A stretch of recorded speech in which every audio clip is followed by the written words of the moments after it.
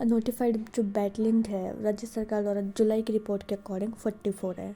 44 है, 99 only 19 district के अंदर है। 12 में सबसे ज़्यादा वेटलैंड है, 12। ठीक है, अब वो वेटलैंड किस लिए होते हैं? इकोलॉजिकल सिस्टम में वृद्धि बढ़े और बेहतर खाद्य श्रृंखला के लिए। अब 44 वेटलैंड है, 12 जिसमें से 12 में 12 हैं, तो कौन कौन से हैं? इकलेरा सागर, कोटरा पार तालाब, बेथली बांध, हंगलोथ बांध, उताबली, सहरोल, गर्दा, नियाना तलाई, नाहरगढ़, तेजाजी की लताई, पुष्कर तालाब, लहासी बांध।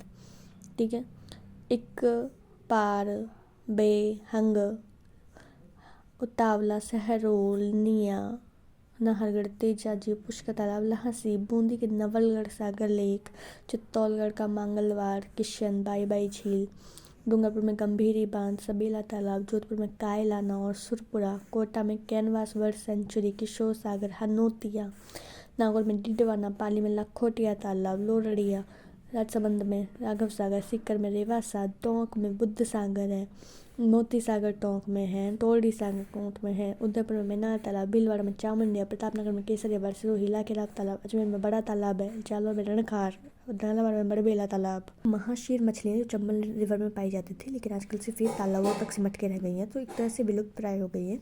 अब इसको सुरक्षा करने के लिए मैं कंजर्वेशन रिजर्व बनाया है। वो कहाँ बनाया है? उदयपुर में, जगह का नाम है बड़ी तालाब में conservation reserve. Second conservation reserve है, जो फर्स्ट कंजर्वेशन रिजर्व वो क्रोकोडाइल के लिए बनाया गया था, क्रोकोडाइल के लिए, और उसका नाम था बागदड़ा नेचर पार्क।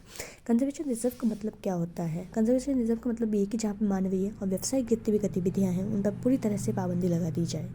ठीक है, तो ये याद नाम रखना है, उदयपुर में Badi Talab conservation reserve, second conservation reserve. हाल ही में विस्टाडोम हेरिटेज ट्रेन का नरेंद्र मोदी ने क्या किया है? अनावरण किया है वर्चुअली।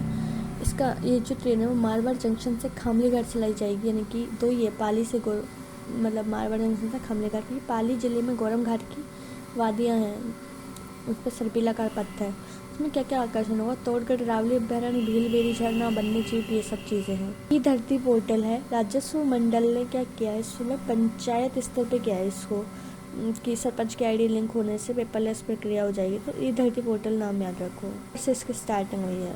कल नई स्कीम चली है भाई, वाइल्ड लाइफ कॉरिडोर है ना, वन विभाग की स्कीम है। इसमें ये क्या होता है कि दो जो भी आपकी सेंचुरीज उनको आपस में जोड़ रहा है एक तरह से, उनको बोलते हैं वाइल्ड लाइफ कॉरिडोर। जैसे रणथंभौर सरिस्का के बीच में धौलपुर के रास्ते से एक कॉरिडोर बनाया जाएगा, जिसमें यह है कि जो बाघ रणथंभौर में रहते हैं वो सरिस्का जा सकते हैं अपने आप, उनको जाने की ज़रूरत नहीं है, और जो सरिस्का वाले बाघ है वो रणथंभौर आ सकते हैं। 140 किलोमीटर लंबा है फिर, और वहाँ पे जो पेड़ पौधे लगाने का काम है वो फ्रांस की कंपनी द्वारा शुरू किया गया है। अभी पहले चरण में तो रणथंभौर सरिस्का है, उसके बाद जयपुर के झालाना लेपर्ड रिजर्व को जोड़ा जाएगा, फिर केवला द्वीप को भी जोड़ देंगे, फिर जमरा रामनगर क्षेत्र को भी जोड़ देंगे। ठीक है, प्रदेश में पहला एस्ट्रो टर्फ फुटबॉल मैदान है, मतलब फीफा की तर्ज पर बनाया जा रहा है, विद्याधर नगर स्टेडियम जयपुर में। देश में 3 नए डिस्ट्रिक्ट और घोषित होने की घोषणा नहीं है, अभी इनकी सिर्फ अधिसूचना जारी नहीं हुई, सिर्फ घोषणा करी है। कुचामन है, सुजानगढ़ है और मालपुरा है। कुचामन, सुजानगढ़ और मालपुरा। कुचामन को डीडवाना से अलग किया गया है, सुजानगढ़ को चूरू से, मालपुरा को टोंक से। तीनों जिले और बन जाते हैं तो प्रदेश में जिलों की संख्या 53 हो जाएगी। अभी हाल फिलहाल में तो 50 है जिलों की संख्या। अक्टूबर 2023 की स्थिति के आधार पर अगर आप देखोगे नगरीय निकाय की कुल संख्या कितनी है? 252, 252 तो है ही, और 2 लगा दो। नगर निगमों की संख्या हो गई 11। ठीक है, कितने हो गए नगर निगम? 11 नगर निगम। नगर निकाय 252। प्रदेश में पहला विश्वविद्यालय जहां अगले सत्र PG diploma in the Gandhi विचार दर्शन, राजस्थान विश्वविद्यालय जयपुर में। फिर यहाँ पे आपका है कि राजस्थान उच्च न्यायालय का जो 75वां स्थापना दिवस है उसकी जो प्लेटिनियम जुबली है उसका वार्षिक शुभारंभ 14 अक्टूबर को किया गया था। 14 अक्टूबर। पहले मुख्य न्यायाधीश थे कमलकांत वर्मा थे। उच्च न्यायालय की स्थापना 29 अगस्त 1949 को जोधपुर में हुई है। न्यायाधीशों की कुल संख्या कितनी है? 50। प्लेटिनियम जुबली का वर्ष का समापन जोधपुर में ही होगा, 2024 में होगा। अभी वर्तमान में उच्च न्यायालय चंद्रचूड़, सर्वोच्च न्यायालय का तो चंद्रचूड़ है। पे ये है लड़ाकू विमान मिग 21 बाइसन की जो विदाई है, मिग 21 बाइसन की विदाई उत्तर तलाई एयरफोर्स स्टेशन बाड़मेर से। ठीक है, देश का पहला रेलवे टेस्ट ट्रैक का निर्माण किया जा रहा है नावा जोधपुर में, ये इम्पोर्टेंट है। उसके बाद प्रधानमंत्री नरेंद्र मोदी ने ट्रिपल आईटी का कैंपस कोटा में है। उसके बाद राष्ट्रपति द्रौपदी मुर्मू ने इंदौर में आयोजित स्मार्ट सिटी कॉन्क्लेव में सिटी प्रोजेक्ट परफॉर्मेंस में राजस्थान को तीसरे स्थान पे अवार्ड दिया, लेकिन जो उदयपुर है वो उदयपुर को नॉर्थ जोन में कैटेगरी में उसको पहला अवार्ड मिला है। इसमें फिर यहाँ पे आपका इधर उदयपुर को मोबाइल एप्लीकेशन में बेस्ट पार्टनर अवार्ड LT&T को मिला है। भीलवाड़ा का कौन सा क्षेत्र जियोलॉजिकल सर्वे ऑफ इंडिया में लेड जिंक सिल्वर के खनिज के अन्वेषण हेतु चर्चा में आया था? बनेड़ा क्षेत्र। ठीक है, कहाँ का? भीलवाड़ा का बनेड़ा क्षेत्र जिंक और सिल्वर के लिए फेमस हुआ है। मानपुरा हाल ही में लेड जिंक, ये भीलवाड़ा में ही है। प्रदेश का पहला शस्त्र म्यूजियम किस किले में बनाया गया है? बाला किला अलवर।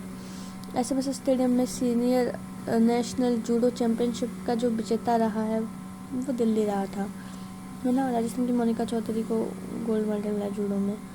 सबसे इम्पोर्टेंट चीज़ ये कि राज्य सरकार द्वारा जारी की रिन्यूएबल एनर्जी की जो नीति है उसके तहत आगामी 6 वर्षों में 2024 तो हो गया, यानी कि 6 वर्षों लगाएंगे 2030 हो जाएगा।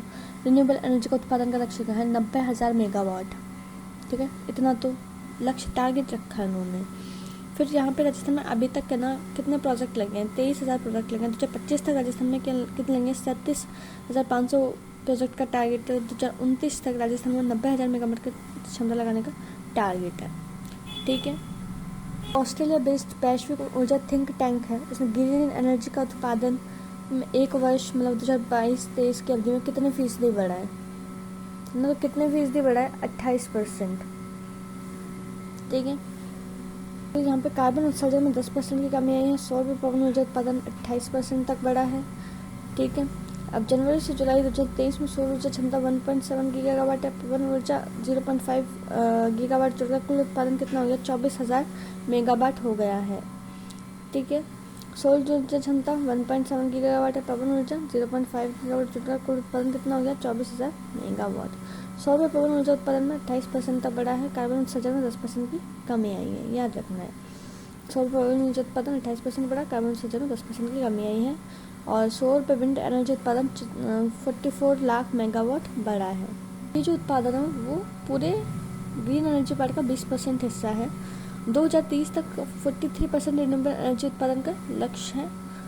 सोलर विंड पर हाइब्रिड एनर्जी पॉलिसी भी लागू हुई है, 2019 में लागू हुई थी। बटियाना जैसलमेर यहाँ सोलर व विंड पावर संयंत्र एक साथ लगे हुए हैं।